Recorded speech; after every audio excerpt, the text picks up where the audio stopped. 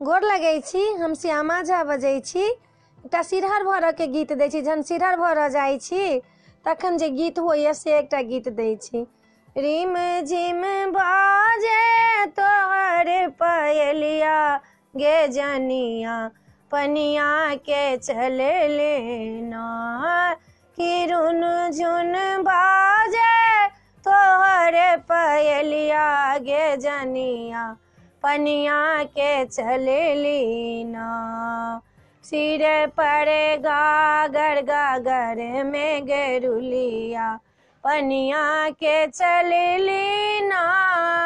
गेरी में झिमे बाजे तोहर पयलिया गे जनिया पनिया के चले लीना। जमुना तीर तो जल बरा चलले गागरी देलै डुबाई।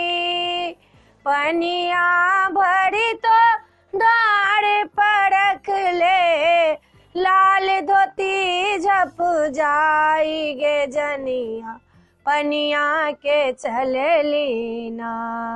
गेरुन झुन बाजे तोहर पयलिया गे जनिया पनिया के चले लीना।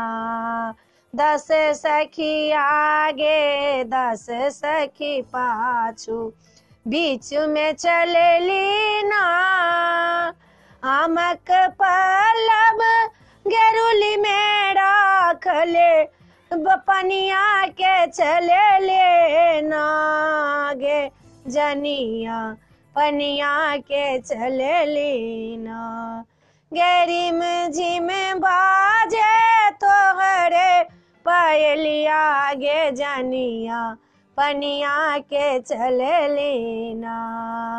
जल भरी लाए कोबर में राखल न घर जरे लौना। 4 दिन न घर जब जरत पनिया के चले लीना गे जनिया पनिया के चले लीना। गेरिम झिमी बाजे तोहर पयलिया गे जनिया पनिया के चले लीना। गेरिम झिमे बाजे तोहर पयलिया गे जनिया पनिया के चले लीना।